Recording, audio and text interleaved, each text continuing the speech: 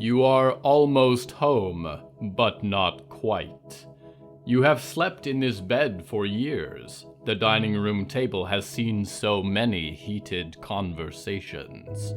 But it is not truly your home because you are not truly yourself.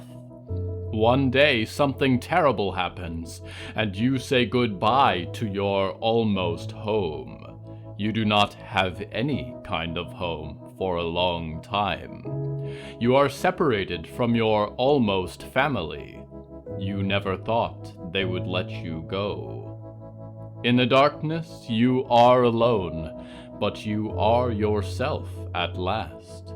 Then one person joins your life, and a second. You are surrounded now by the people you have chosen, people that have chosen you, and as you build a new life, plunging north into the trees, you breathe in the fresh pine air and know that this was always your home, and the welcome mat outside your always front door says, "Hello from the Hallowoods."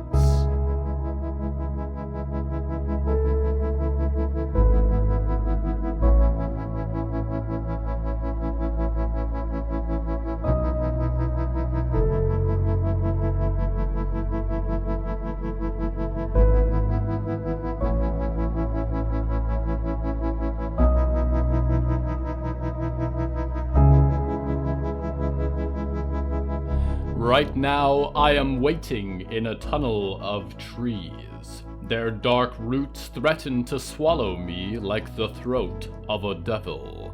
The light is faint, but in the open mouth of the tunnel, a man is standing with a clipboard. He knows whose house this is, dreamers, but still he approaches. The theme of tonight's episode is homes.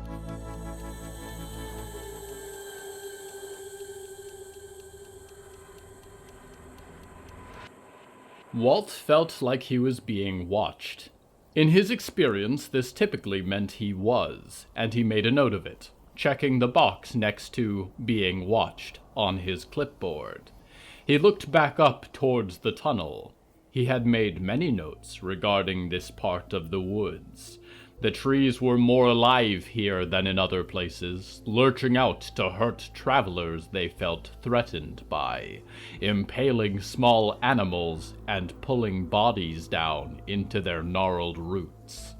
However, Walt had never seen them grow together to consume something so large, forming a dense wall of black spruce and pine, reaching inwards as if to destroy an object of deep hatred. Walt had circled the mountain of trees, and this tunnel was the only way through that he had found. He checked a box under dangerous environment and a sub-box under potential traps. Then he tucked his pencil behind his ear, pulled a little tin of licorice from his pocket, a gift from Byrne, and rolled one in his mouth as he walked into the dark maw of the forest.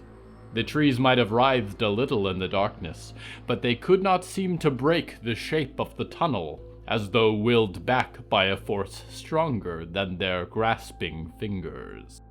Or perhaps it was just an application of arboreal knowledge that he had not yet discovered. He left the paranormal box unchecked for now. There was a glimpse of daylight at the far end of the tunnel, and he approached it with no particular sense of stealth. He was getting too old to sneak around everywhere, and this was his job anyways. Even the most jarring denizens of these woods were respectful of his work, and none had cut him apart for sewing materials or put his heart in a jar just yet.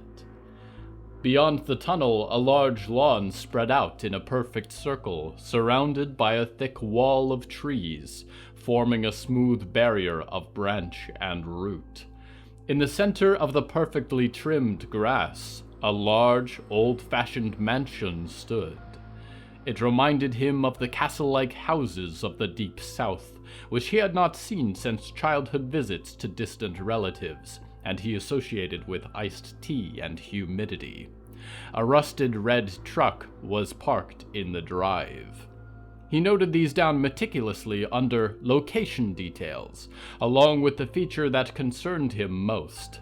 There were tall human figures scattered across the lawn, standing as motionless as scarecrows and wrapped in red coats that reminded Walt of band uniforms.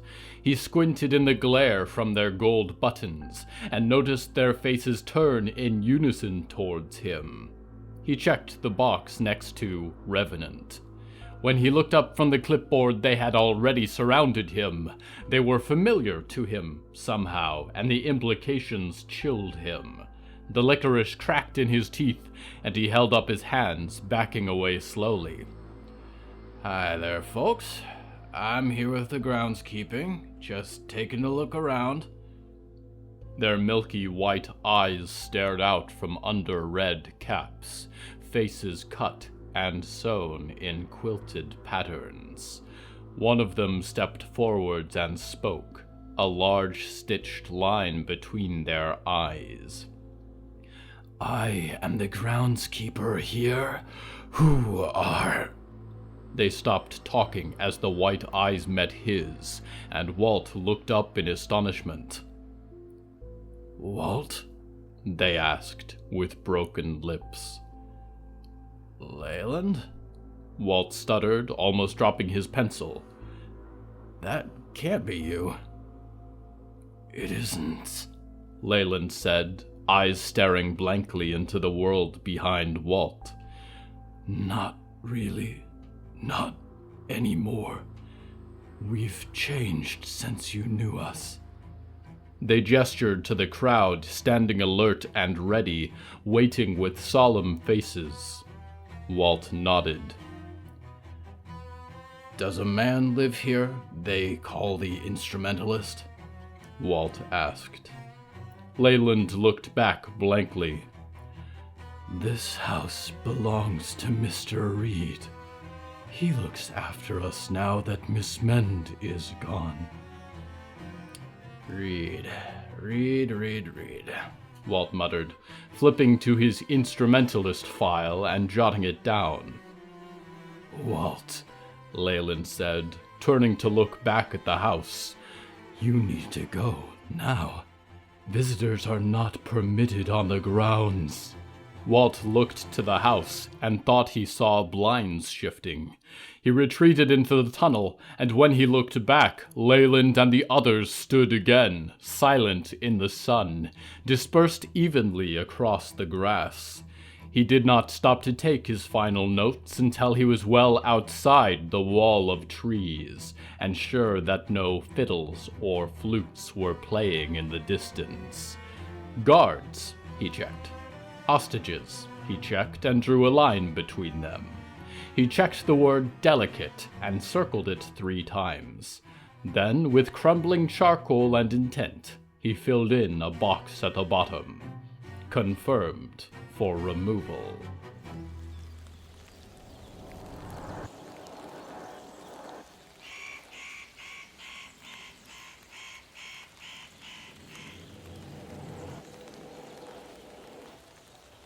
Dreamers, if your existing home does not fly or crawl or mysteriously appear wherever you dream about, then you might be excited by the prospect of an existing home in the beautiful Hallowoods. There are lots of houses that no longer have living inhabitants, and could use a caring new homeowner to spruce up the place and contribute to the greater Hallowoods community. Notable real estate offerings include the Mend Mansion, which has been partially consumed by the bog, and is full of rare specimens and antique sewing supplies.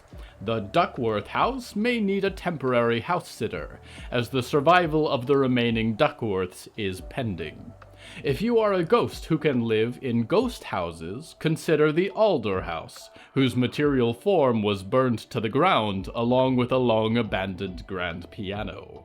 If you are enchanted by these dreams of expansive northern forest, full of dark trees and fascinating wildlife, and with the chance of meeting all these wonderful people we follow, do consider moving north. We go now to a Hallowoods apartment.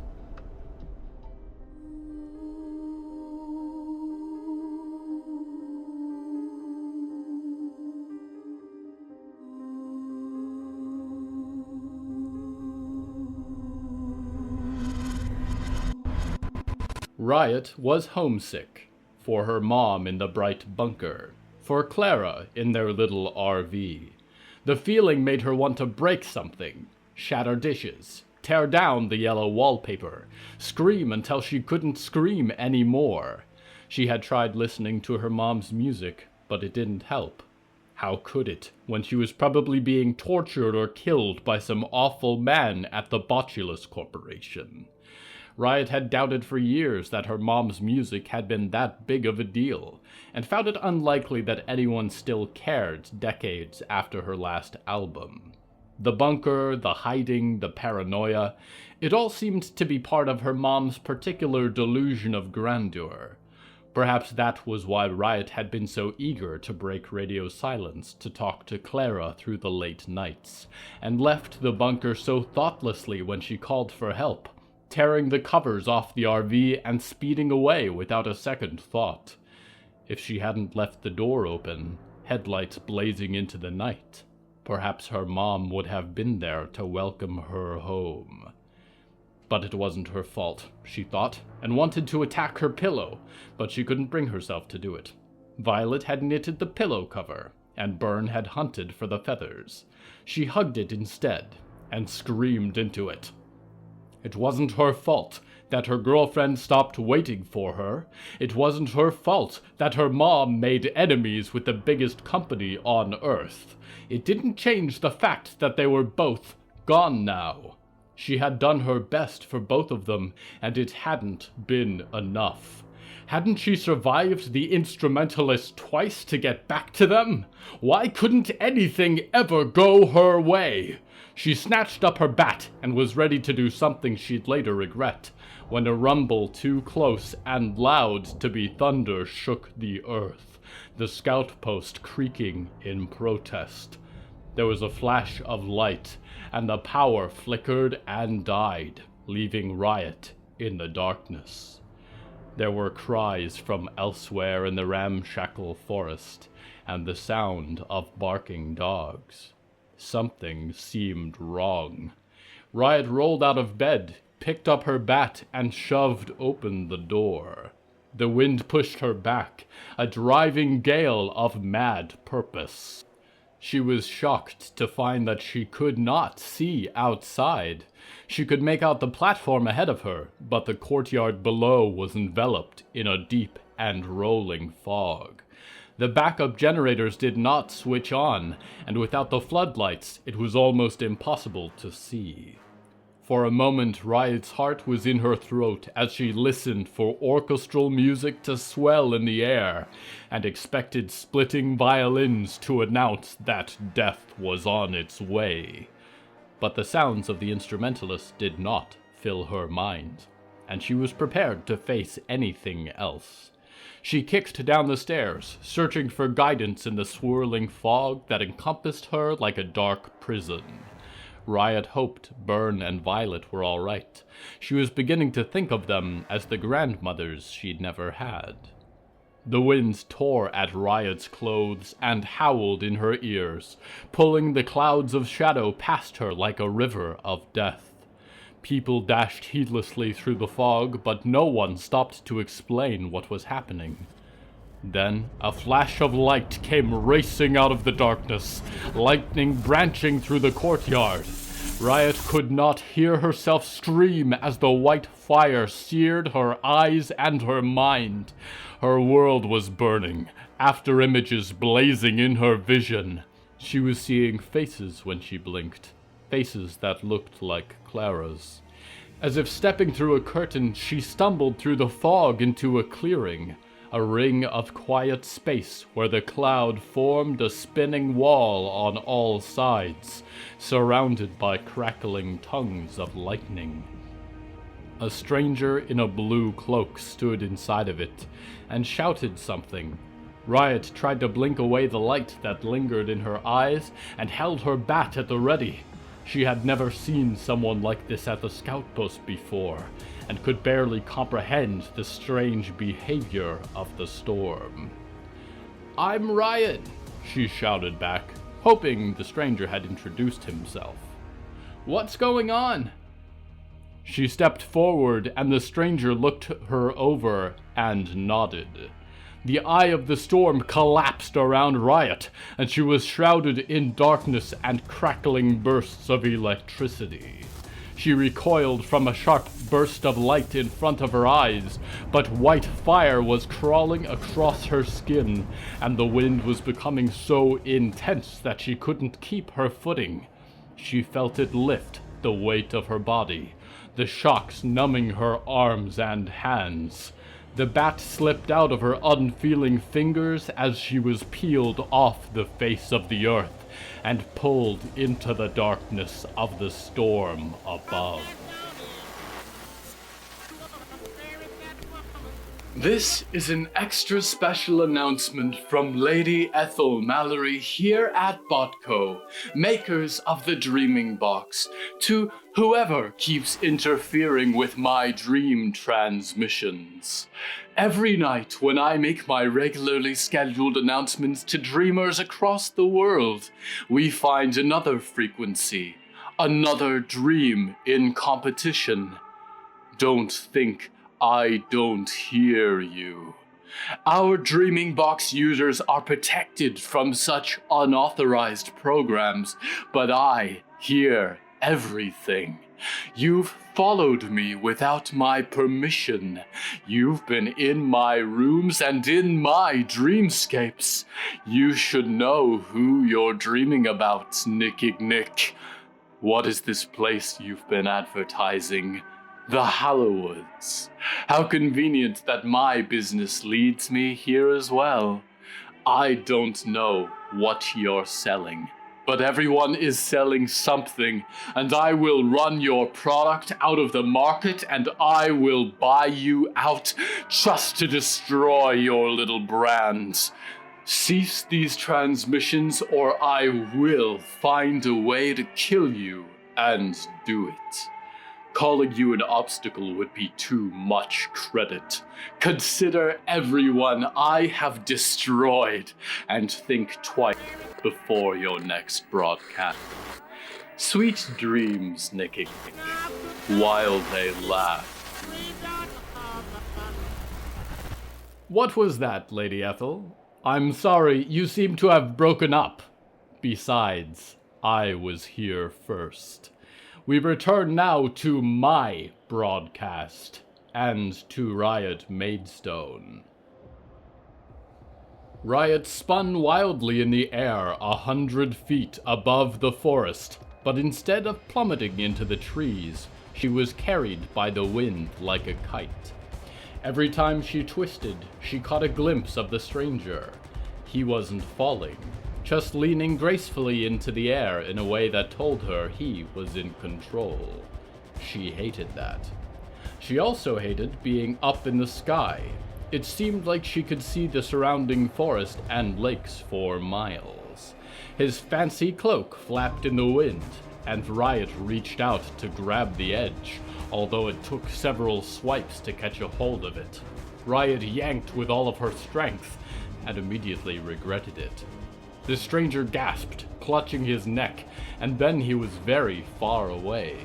Riot realized she was really falling now, the treetops approaching like a bed of obsidian knives. The wind caught around her again, and her stomach lurched as her fall slowed, but not enough. She reached out for the trees as the sharp pine branches streamed past, peeling the skin from her palms. She screamed, but came to a crashing halt in a bed of branches. She was so cold she could barely move, but rolled out onto the forest floor and struggled to her feet.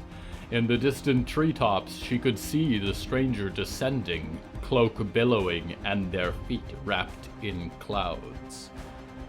"What the hell is that?"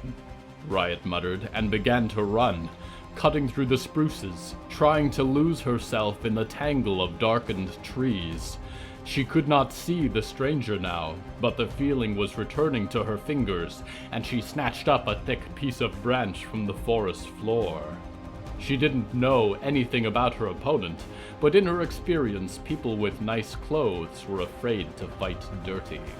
Riot was not. She found a patch of thick undergrowth and laid down in the dark vegetation. "Help!" she called in her best pleading voice, and immediately the stranger was between the trees, drifting towards her. "I think it's my leg," she groaned. The stranger looked at her cautiously and stepped out of the sky onto the ground, tufts of fog vanishing from around him. "Can you walk?" he asked. "I don't know," Riot groaned, wincing and clasping her leg. The stranger knelt beside her to examine, watching her with eyes as blue as his hair. "That was stupid," the stranger said. "So are you," Riot grimaced, whipping the branch across his face. He hissed and recoiled, clutching at his eyes, and she swung it again for his exposed ribs. The impact shattered the branch, but seemed to take the wind out of him, and he crumpled to his knees.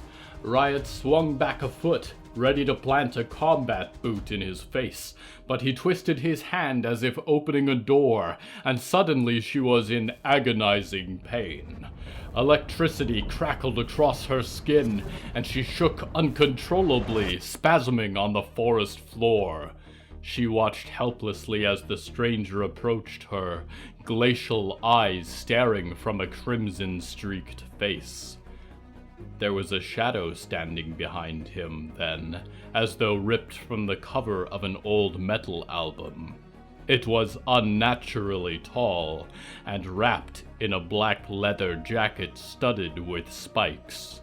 Riot would have dug the look if not for the shadow's face, which appeared to be stitched together. The blue-haired stranger lifted his hand to strike Riot, but the shadow caught his fist and squeezed. Riot heard knuckle bones shatter, and the stranger screamed.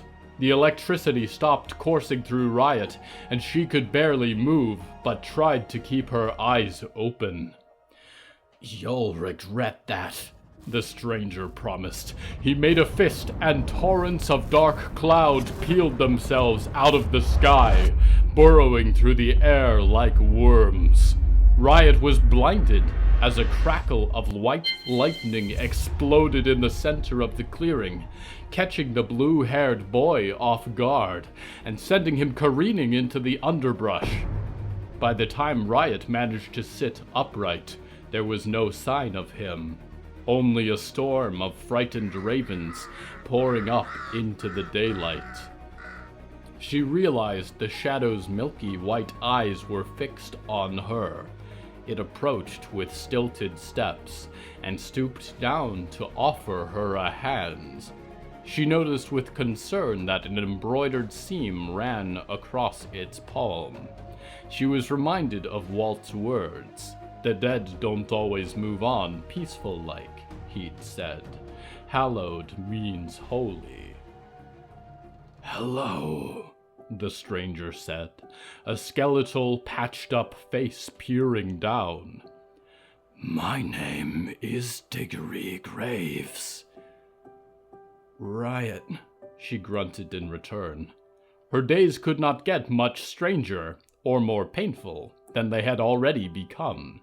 It seemed likely that Diggory might try to eat her or steal her skin. Nevertheless, her legs were not responding to her commands, and she forced herself to ask for help. "Can you get me back to the scout post?" "Yes," Diggory said, wrapping a large, cold hand around her wrist and pulling her effortlessly to her feet, supporting her. "I was just walking there myself." Diggory helped her, carried her, really, into the forest, gliding between the trees like a marionette. She sighed. Violet and Byrne were just going to love this. But even though it was with the help of a disturbing and probably dead stranger, she felt a strange sense of relief. She felt, for the first time in a long time, that she was going home.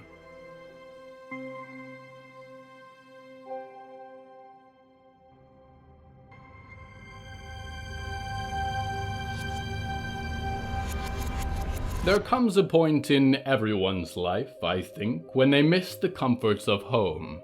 You may lie awake staring at an unfamiliar ceiling, a strange orientation of stars, and wonder if you made the right decision. A blanket of fear weighs on your chest. In the morning, however, it is less frightening. It is your ceiling, and they are your stars, for better or worse. You come to know the flaws and imperfections of your new home, and you may even love them, for although it is not perfect, it is yours. I feel this way about this lowly planet. I never thought I would visit a world like this, or ever come to love it. But for all of the ways it is broken, it is my home, and it will be until you leave it, dreamer. I don't see much point in sticking around after that. I never much liked frogs. We go now to someone who has never left her home.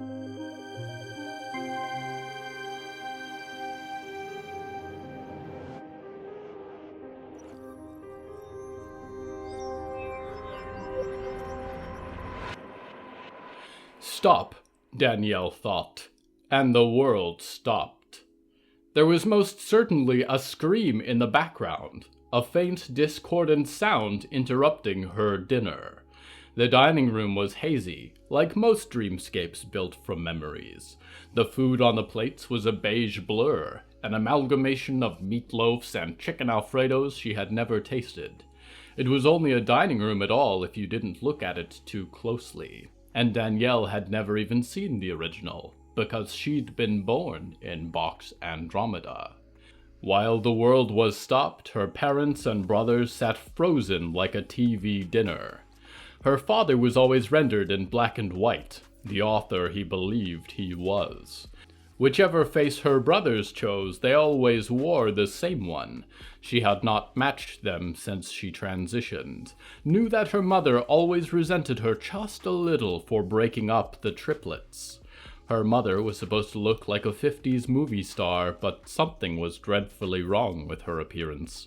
Her head reminded Danielle of a wasp. And, in the distance, someone was still screaming. Danielle extruded herself out of the dining room, out of the layer of dream itself.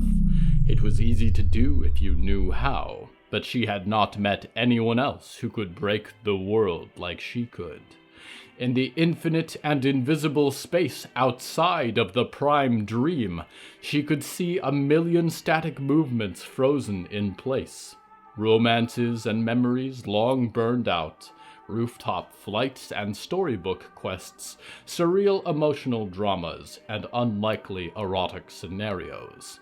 Some poor soul was having a nightmare, the one with the teeth. The scream was outside all of them, and Danielle panned through the multitude in disbelief. It was coming from somewhere far below, in the darkness.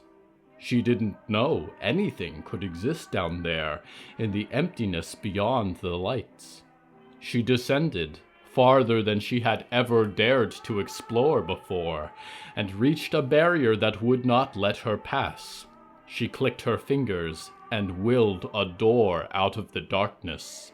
She twisted the knob and peeked in. She didn't like what she saw. It unsettled her deeply, more than the nightmares she watched strangers have. There was a chilling sense of wrong that made her want to vomit, strip out her veins, and peel up her fingernails. Nevertheless, she watched. A woman was strapped down to a hospital gurney, the kind that only existed in horror films. Her skin was covered in black flies, biting and crawling and buzzing in her. They wove tunnels in her skin and peeled away her flesh. Her eyes stared wide in terror right at Danielle. Danielle stared back. Even with the swarm of insects, even with her hair cut ragged and short, even 30 years older than her magazine covers, Danielle knew immediately who the woman was. Barely daring to breathe, Danielle closed the door on Valerie Maidstone and willed it back into nothingness. Go, she thought. I have to go.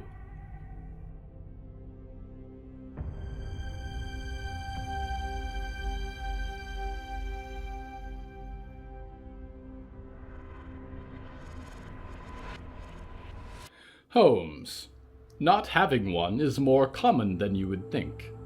Homes can be bus stations, supermarket parking lots, or the couch of a relative whose generosity might run out at any moment. Homes can be forests, filled with death and horror, and silver boxes where everyone dreams of the daylight.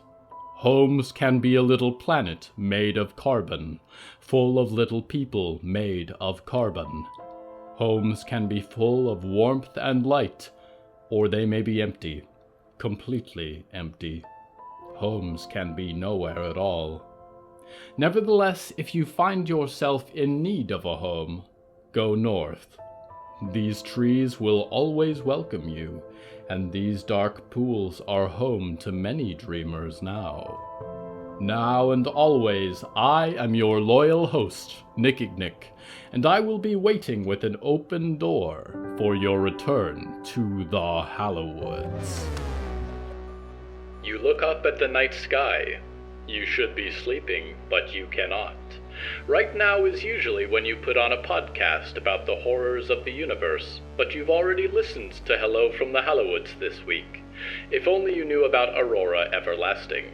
Aurora Everlasting is an audio drama that pulls you into a starlit universe full of horror, following a small crew of spacefarers as they try to learn what's happening aboard their spacecraft before it's too late. The show features some excellent acting and a full cast of voices, along with a top-notch sound design to keep you immersed in the void between the stars. Aurora Everlasting is created by the talented Laura Riker, and you can listen to the show wherever you get your podcasts. You can also support the show and get access to special behind-the-scenes content on their Patreon at www.patreon.com/Aurora Everlasting. You can follow updates on their Twitter at Aurora_Everlast. Now you won't be quite so alone in the emptiness that consumes your soul. Tune in anytime. They'll be expecting you.